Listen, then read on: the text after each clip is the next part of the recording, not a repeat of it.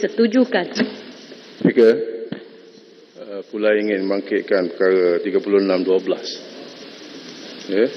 Mana-mana ahli yang mengeluarkan kenyataan yang menirukan Dewan adalah disifatkan menghina Dewan dan ahli itu boleh dirujuk kepada Jawatankuasa Hak dan Kebebasan bagi kesalahan itu.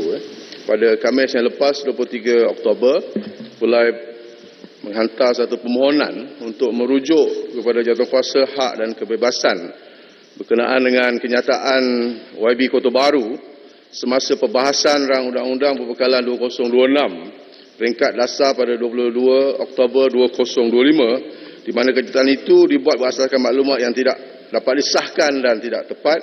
Kenyataan itu bercanggah dengan kenyataan rasmi APMM yang menyebut mereka hanya berhenti untuk melaksanakan ibadah solat asar, pengiktikaf dan berehat sebentar, malah Jawatankuasa Masjid juga telah dimaklumkan.